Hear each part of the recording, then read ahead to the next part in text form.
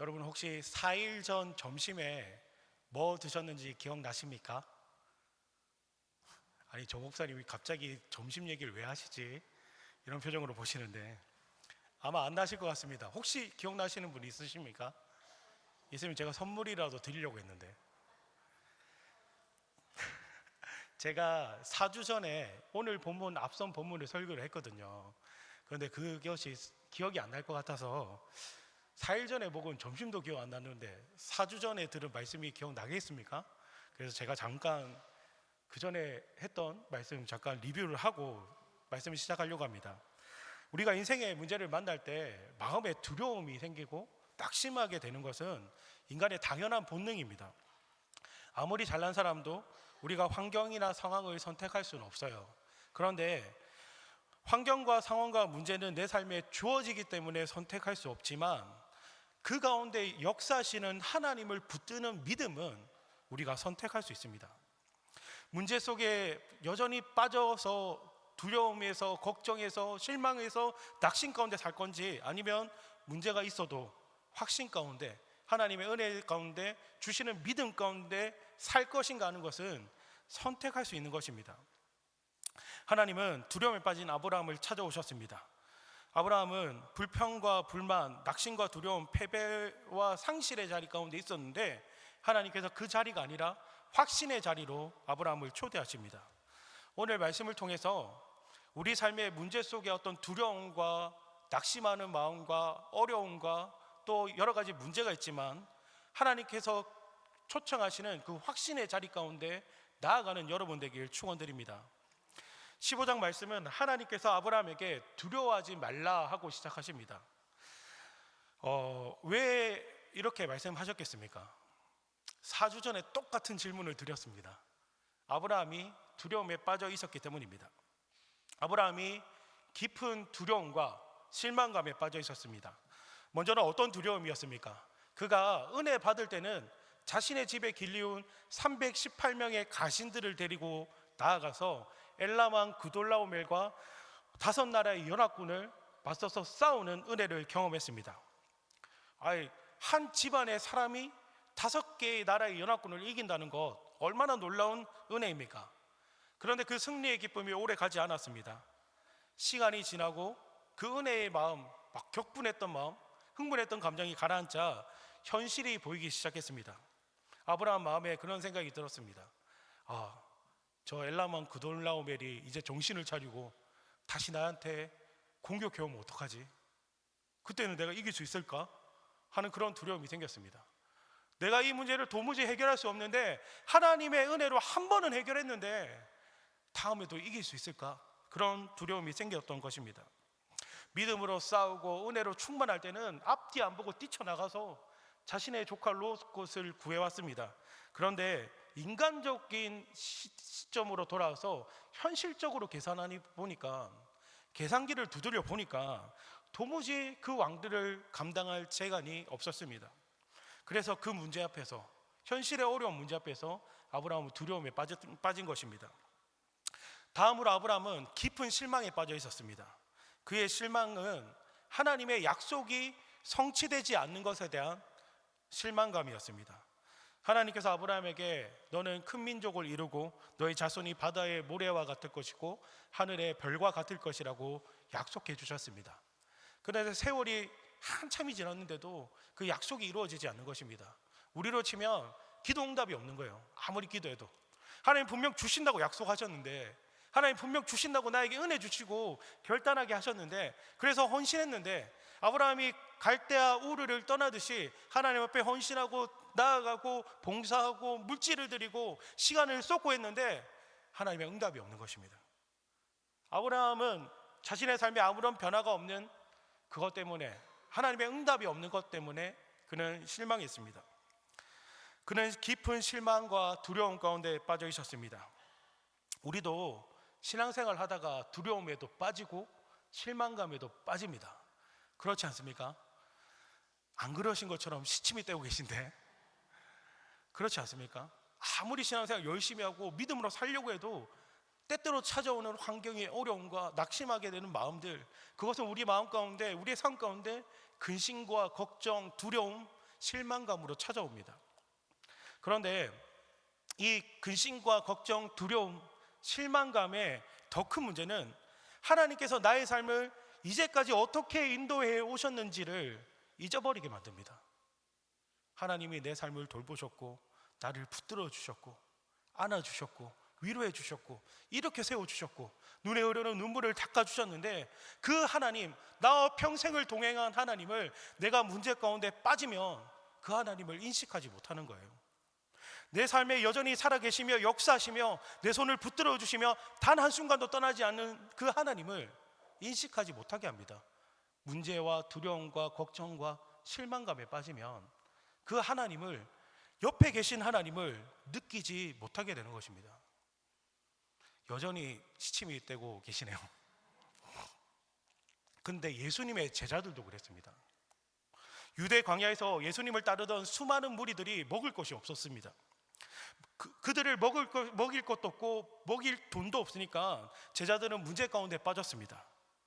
문제 가운데 빠지니까 예수님이 먹일 것이 있느냐 물어보니까 이 사람들 다 먹이려면 200데나리온이나 필요합니다. 주님, 우리에겐 그것이 없습니다. 이렇게 말했습니다.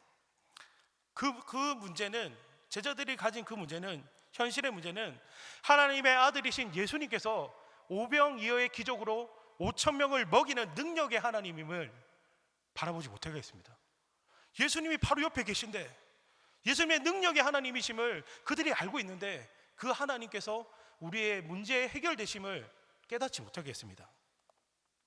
문제는 이 믿음 없음이 우리 삶에 계속 습관적으로 반복됩니다.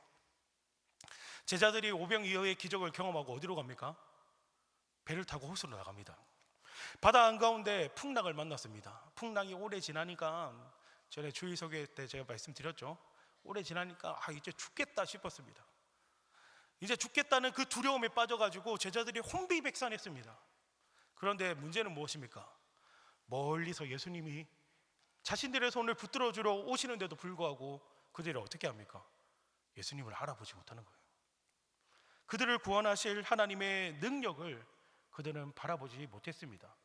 문제 가운데 있으니까, 실망 가운데 있으니까 하나님을 확신하는 그 믿음을 잊어버린 것입니다. 제자들만 그렇습니까? 우리도 그렇지 않습니까? 우리 인생에 여러 가지 문제가 있을 때 우리가 문제에 사로잡히면, 실망감에 사로잡히면 하나님의 응답 언제 주시지? 언제 나한테 응답하실 것이지? 이런 실망감에 사로잡히면 하나님의 능력을 바라보지 못합니다. 내 인생을 평생 인도해 주신 하나님, 나의 손을 붙들어 주신 하나님, 지금도 여전히 역사하시고 함께 하시는 하나님, 지금도 문제를 이기게 하시며 그 문제 가운데서 평안과 기쁨을 누리게 하시는 그 하나님이 여전히 내 옆에 계심에도 불구하고 계속 불평만은 쏟아오는 거예요. 내 인생 왜 이러지? 너무 실망스럽다. 우리 교회 왜 이래? 우리 여전도회 남전도회 왜 이래? 우리 목사님 왜 이래? 전도사님 왜 이래? 조검사님, 저 집사님 왜 그래? 하나님의 능력을 바라보지 못하고 내 인생의 문제만 계속 바라보게 됩니다. 염려에 붙들리면 이미 받았던 그 은혜도 까먹고 살아갑니다. 이 사람이 하나님의 사람인지 걱정의 사람인지 그런 사람으로 살아갑니다. 입술로는 내 문제를 이길 능력이 하나님께 있습니다. 하나님을 믿습니다. 내가 내 주인이신 하나님을 따라갑니다. 그렇게 고백하지만 두려움과 실망에 빠진 그 삶은 하나님의 능력을 경험하지 못하고 살아갑니다. 하나님 반드시 하시는데, 내 문제 가운데서 역사하시는데, 내 실망한 그 마음 가운데서도 하나님은 크고 놀라운 일을 행하시는데도 불구하고 그 하나님을 경험하지 못하고 살아가는 거예요. 여러분, 얼마나 비참한 인생입니까? 주를 고백하지만 주님의 능력을 경험하지 못하는 삶, 얼마나 비참한 인생입니까? 참으로 다행인 것은 우리 하나님께서 그런 마음 가운데 다시 찾아오십니다. 다시 찾아오시고 약속해 주십니다. 오늘 아브라함에게 하나님 찾아오셨고 그에게 다시 한번 약속을 생각나게 하십니다. 실망하고 있는 아브라함을 텐트 밖으로 이끌고 나가서 하늘의 무뼈를 바라보라 말씀하시고 너희 자손이 이와 같을 것이라고 약속해 주십니다. 얼마나 놀라운 은혜입니까? 우리가 낙심해서 절망해서 두려움에 빠져서 실망 때문에 하나님을 부인하고 있는 그 순간에 하나님 우리 마음 가운데, 삶 가운데 다시 찾아오신다는 거예요. 그런데 그 약속을 받은 아브라함이 어떻게 반응합니까? 여기까지가 4주 전의 설교였습니다. 어떻게 반응합니까? 8절 말씀입니다. 함께 읽겠습니다. 그가 이르되 주 여호와여, 내가 이 땅을 소유로 받을 것을 무엇으로 알리이까? 아멘. 하나님께서 무별과 같을 것이다, 이렇게 약속해 주시는데 아브라함이 이렇게 말합니다. 내가 뭘로 하나님을 믿겠습니까? 언뜻 보면 아브라함이 상당히 건방진 질문을 하는 것처럼 보입니다. 하나님을 불신해서 이렇게 말하는 것처럼 보일 수 있습니다. 그러나 그렇지 않습니다. 하나님께서는 아브라함을 이미 그가 믿음을 가진 것을 보고 하나님께서 그를 의로 여겨주셨다고 이전 6절 말씀에 기록되어 있기 때문입니다. 하나님께서 아브라함이 믿는 것을 의로 여기셨으니까 아브라함의 믿음이 있습니다. 믿음이 있는데, 그런데 중요한 것은 아브라함이 왜 8절에 하나님, 내가 뭘로 하나님 믿습니까? 이렇게 이야기하고 있겠습니까? 궁금하시죠? 전혀 안 궁금하신 거 표정이라서 한번 여쭤봤습니다. 아브라함의 이 말은 하나님을 향해서 확신을 구하는 몸부림입니다. 쉽게 바꿔 말하면 이런 겁니다. 하나님 약속을 이뤄주시는 신실한 하나님이신 거 알겠습니다. 내 삶의 문제도 반드시 풀어주시고 약속하신 자녀들 주실 그런 능력도 있음을 믿습니다. 하나님께서 그런 능력이 있으신 하나님을 내가 믿습니다. 그런데 주님, 그 고백이 내 입술에 있지만 변하지 않는 현실이 너무 두렵습니다. 변하지 않는 현실의 문제 때문에 내 마음에 자꾸 의심이 일어납니다. 하나님 믿는다고 말하는데, 고백하는데 분명 마음도 믿는 것 같은데 내 자신을 볼 때 너무 실망스러워요. 그래서 자꾸 믿음이 없어집니다. 하나님, 저 어떻게 해야 할까요? 이런 물음입니다. 사실 이것은 우리 모두의 질문이기도 합니다. 우리 인생의 문제와 아픔과 슬픔과 절망과 낙심 가운데 하나님 찾아오셔서 우리를 다시 확신으로 불러주십니다.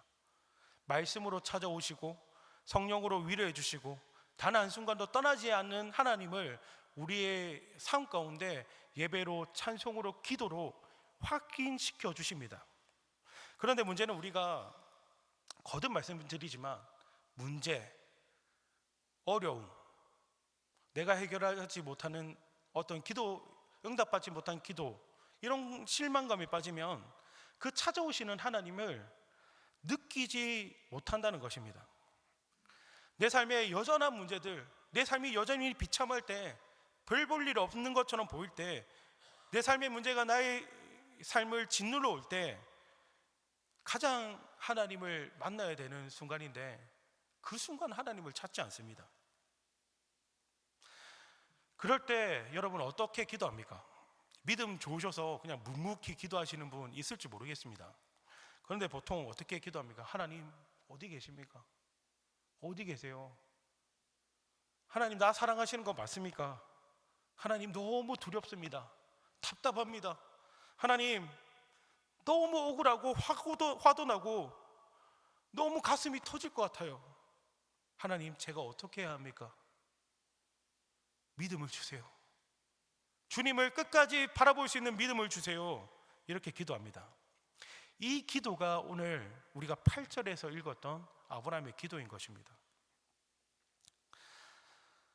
그런데 여러분, 그런 상황에 놓이면 누가 제일 힘듭니까? 한 번도 안 힘들어 보셔가지고 누가 제일 힘듭니까?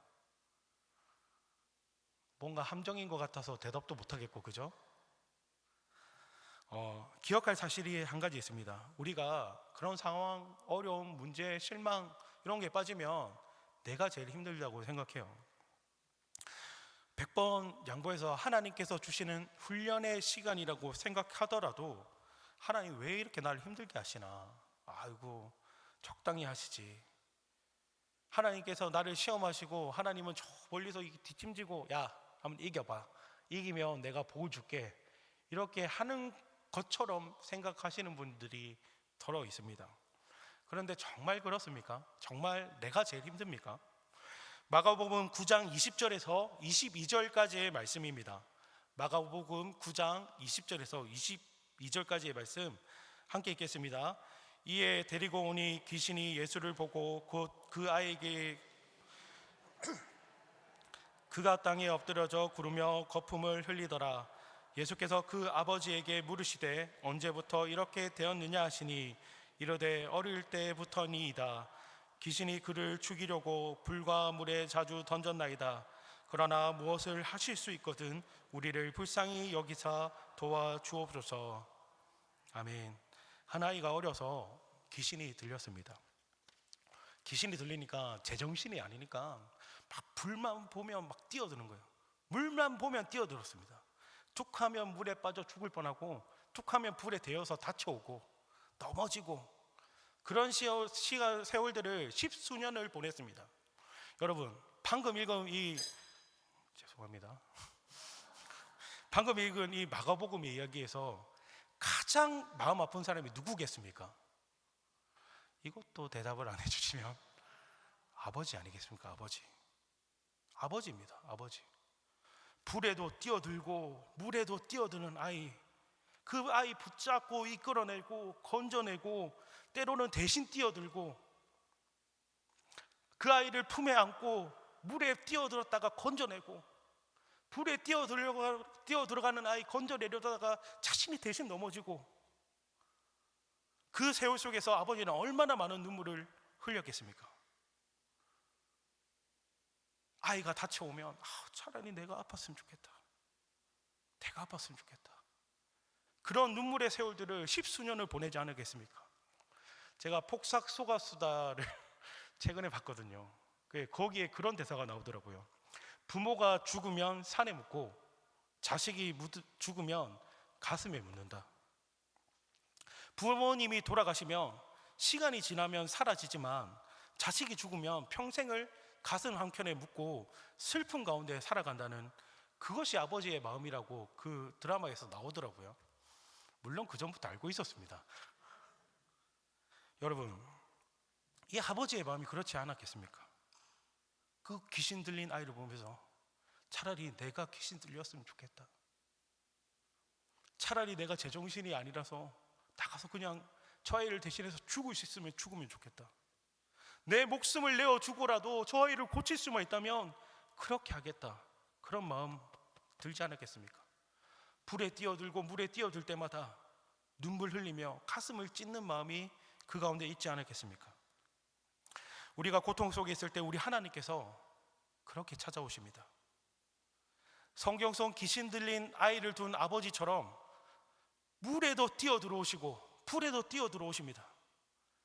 우리가 어떻게 살아갑니까? 세상이라는 가시밭 속에서 막 뒹굴어요. 하나님의 사랑받는 자녀로 불러주셨는데 세상의 고난 속에서 막 뒹굽니다.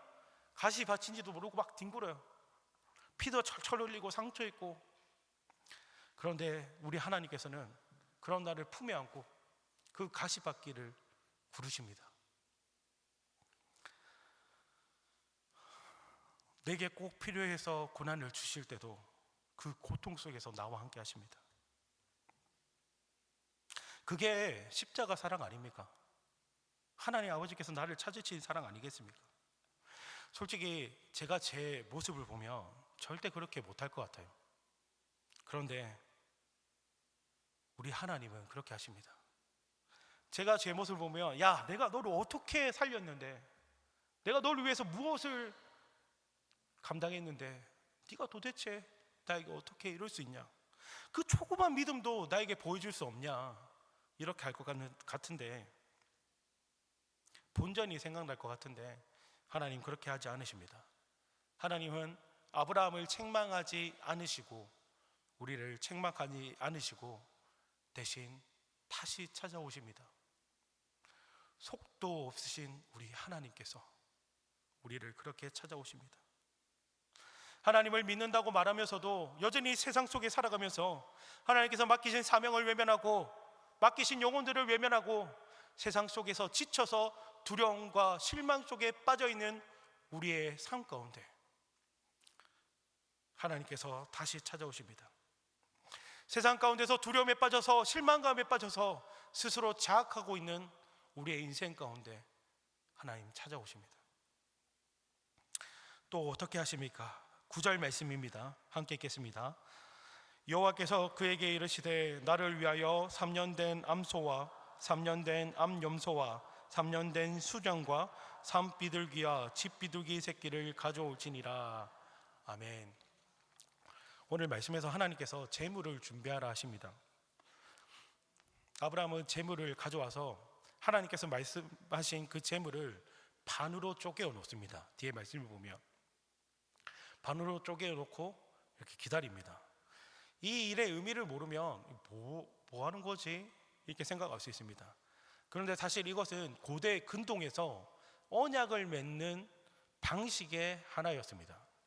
고대 근동에서는 언약을 맺을 때 재물을 하나 잡아서 그것을 반으로 쪼개놓고 소를 잡으면 소를 이렇게 반으로 쪼개놓고, 제가 소는 아니지만 쪼개놓고 그 사이를 이렇게 지나가면서 맹세를 했습니다. 이 맹세의 의미는 내가 만약 이 약속을 하고 지키지 않는다면 내가 이 쪼갠 고기와 같이 반으로 갈라져도 당신에게 할 말이 없습니다 하는 맹세의 방식이었습니다. 쪼갠 고기 사이로 지나간다는 거, 그렇게 약속한다는 것은 그런 의미가 있었습니다. 그런 비참한 죽음을 맞더라도 내가 이 약속을 지키겠다.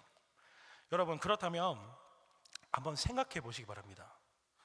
이 쪼갠 고기 사이를 지나가야 되는 것은 아브라함입니까? 아니면 하나님이십니까?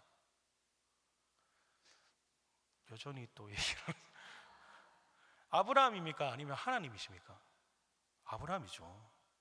가까이를 따지긴 그렇지만 분명히 하나님이 갑이시고 우리가 은인데, 보통 약속을 할 때 어떤 사람이 약속을 합니까?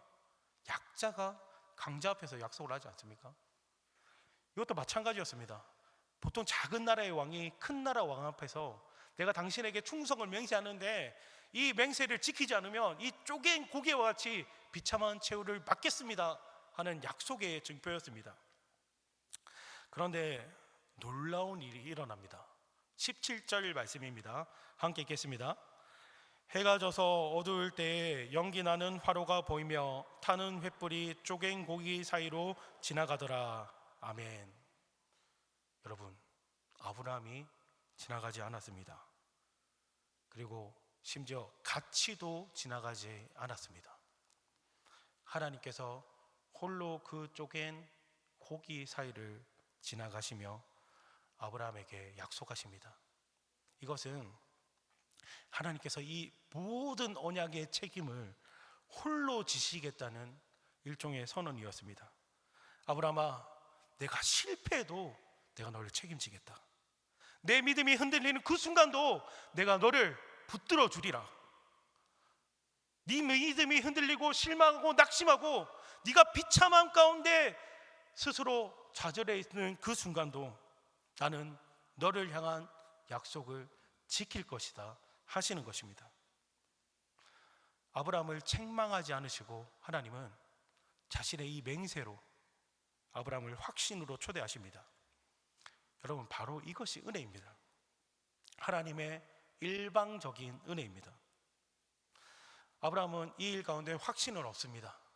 확신을 얻었는데 그가 이 확신을 얻은 것은 상황이 바뀌고 환경이 나아져서가 아니었습니다. 환경과 상황과 조건은 그대로였습니다. 그런데 그 쪼갠 고기 사이를 지나가는 하나님을 보았을 때 그가 하나님이 누구신지를 다시 한번 깨달았기 때문입니다. 아, 우리 하나님 그런 분이시지. 나를 갈대아 우르에서 이끌어내신 하나님이시지. 내가 하나님을 실망시킬 때도 나를 붙들고 일으켜 세우시사 애굽에서 나의 목숨을 보전케 하신 하나님이시지. 내가 집에서 길려온 318명을 가지고 저 거대한 나라의 연합군과 맞서 싸울 때도 나와 함께 하사 이기게 하신 하나님이시지. 그 하나님, 나를 정말 사랑하시지. 나를 결코 떠나지 않으시지. 나와 함께 하시지. 심지어 믿음 없는 나를 위해서 약자나하는 저 쪼갠 고기 사이를 지나가는 그 약속을 나에게 주시는, 나를 사랑하시는 그런 하나님이시지. 아브라함이 이 사랑의 신실함을 붙들었습니다. 그런데 여러분, 우리도 이 사랑을 받지 않았습니까? 죄로 인해 죽을 수밖에 없는 우리를 위해서 예수님께서 이 땅에 오셨습니다.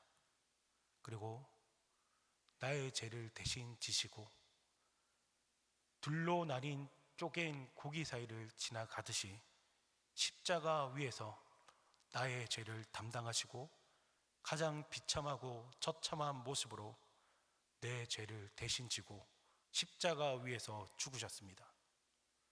나를 사랑하사 나를 위해서 그 모진 고통을 다 감당하셨습니다. 그런데 우리 예수님 정말 대단하신 분이십니다. 정말 말로 표현할 수 없는 분이십니다. 그냥 죽지 않으시고 어떻게 하셨습니까?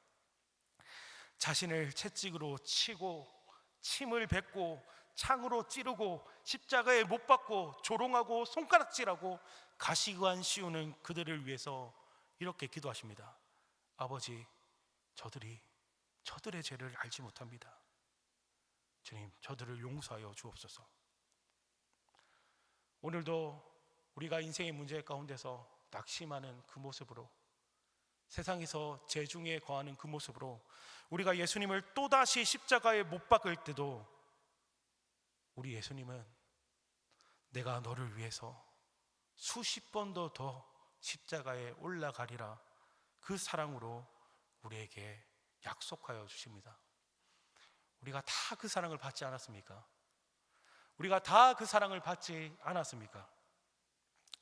그리고 그 사랑에 대해서 성경은 로마서 8장 32절 말씀에 이렇게 기록합니다. 함께 읽겠습니다.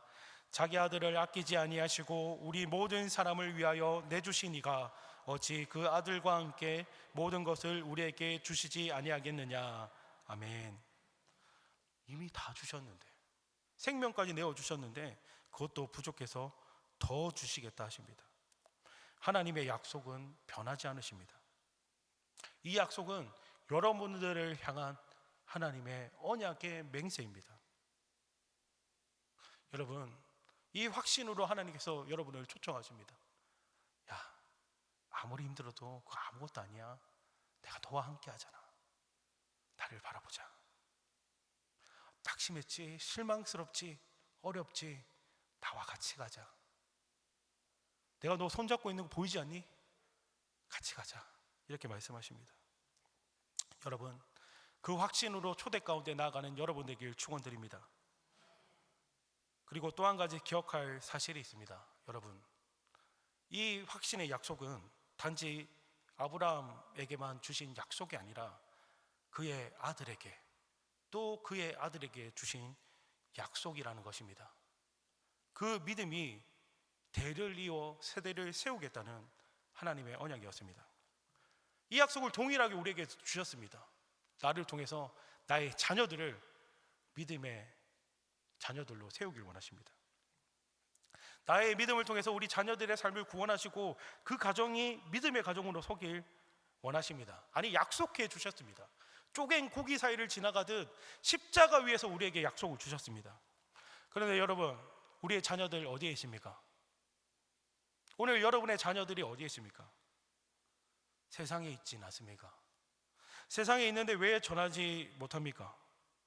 하나님께서 쪼갠 고기 사이를 지나시며 십자가 위에서 주신 그 약속을, 그 확신 가운데 우리를 초청하셨는데 내가 그 확신 가운데 살아가지 못하기 때문입니다.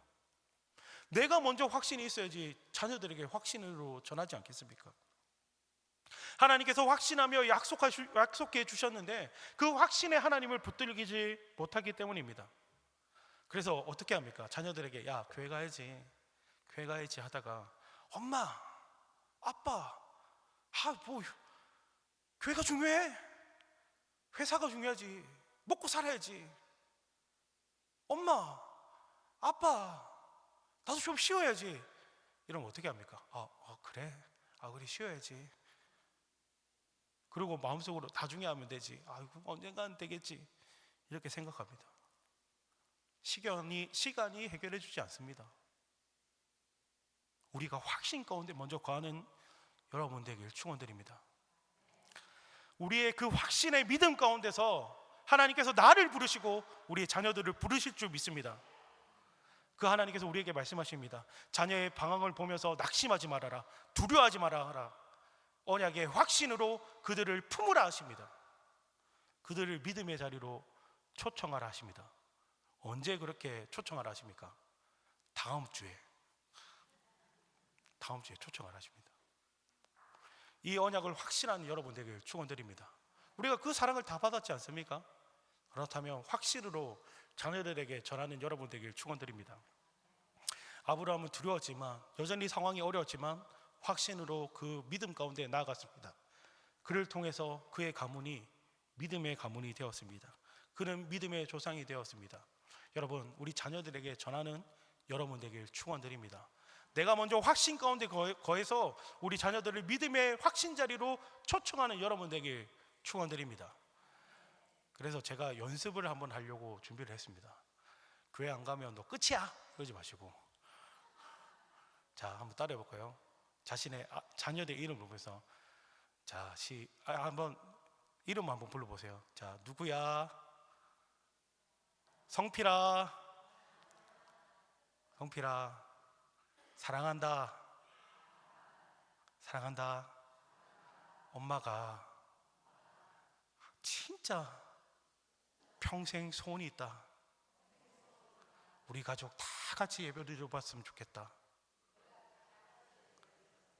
사랑한다. 한 번만 사랑한다. 딱 거기까지만 하십시오. 그 사랑의 확신 가운데 우리 자녀들을 초청하는 여러분을 통해서 우리 자녀들이 정말 그 하나님께서 십자가 위에서 피 흘리사 우리를 위해서 세우신 그 사랑의 언약 가운데 나오는 은혜가 있기를 축원드립니다.